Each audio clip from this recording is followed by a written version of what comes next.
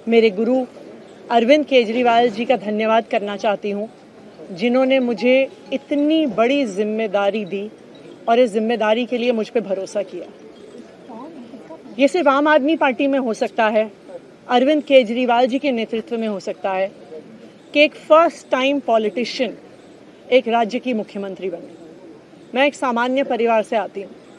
शायद किसी और पार्टी में होती तो चुनाव की टिकट भी नहीं मिलती, लेकिन अरविंद केजरीवाल जी ने मुझ पे भरोसा किया, मुझे विधायक बनाया, मुझे मंत्री बनाया और आज मुख्यमंत्री बनने की जिम्मेदारी दी है।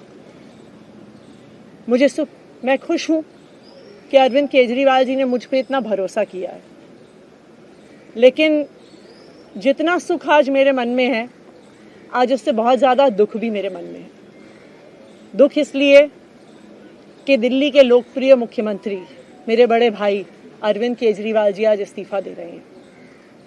मैं आज ये ज़रूर कहना चाहती हूँ आम आदमी पार्टी के सभी विधायकों की तरफ से, दिल्ली की 2 करोड़ जनता की तरफ से, कि दिल्ली का एक ही मुख्यमंत्री है और उस मुख्यमंत्री का नाम अरविंद केजरीवाल है।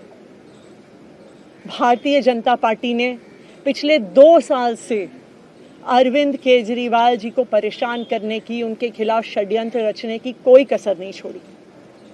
एक ऐसा आदमी जो अपनी IRS कमिश्नर की नौकरी ठुकरा सकता था, एक ऐसा आदमी जो एक नई पॉलिटिकल पार्टी से पहली बार चुनाव लड़के मुख्यमंत्री पद से इस्तीफा दे सकता था, ऐसे आदमी पर, ऐसे ईमानदार आदमी पर भारतीय जनता पार्टी ने भ्रष्टाचार के आरोप लगाए, झूठे केस किए, फर्जी केस किए, अपनी एजेंसीज ED को, CBI को उनके पीछे छोड़ दिया, उनको झूठे मुकदमे में 6 महीने तक जेल में रखा।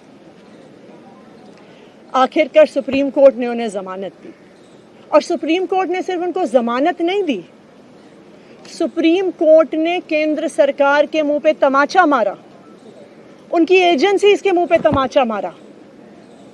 उन्हें कहा कि इनकी एजेंसीज, केंद्र सरकार की एजेंसीज एक पिंजरे में कैद तोते की तरह हैं और अरविंद केजरीवाल जी की गिरफ्तारी गलत थी। अगर अरविंद केजरीवाल जी की जगह कोई और मुख्यमंत्री होता, कोई और नेता होता, तो वो 2 मिनट नहीं सोचता मुख्यमंत्री की कुर्सी पे बैठने के बारे में। लेकिन अरविंद केजरीवाल जी ने वो किया जो आज तक इस देश का इतिहास तो छोड़िए, शायद दुनिया के इतिहास में किसी नेता ने ना किया हो। उन्होंने कहा कि मेरे लिए सिर्फ सुप्रीम कोर्ट का फैसला काफी नहीं है, मैं जनता की अदालत में जाऊंगा। जब दिल्ली की जनता मुझे कहेगी कि हम तुम्हें मुख्यमंत्री के रूप में देखना चाहते हैं, जब दिल्ली की जनता कहेगी कि तुम ईमानदार हो, तब मैं मुख्यमंत्री की कुर्सी पे बैठूंगा।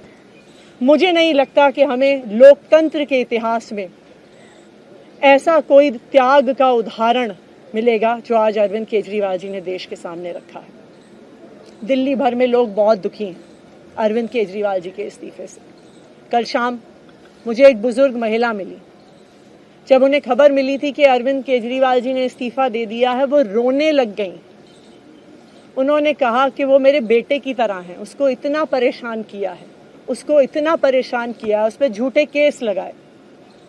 और उन बुजुर्ग महिला ने कहा कि मैं घर घर जाऊंगी, मैं घर घर जाके लोगों को कहूंगी कि मुझे अपने बेटे को ही मुख्यमंत्री बनाना है।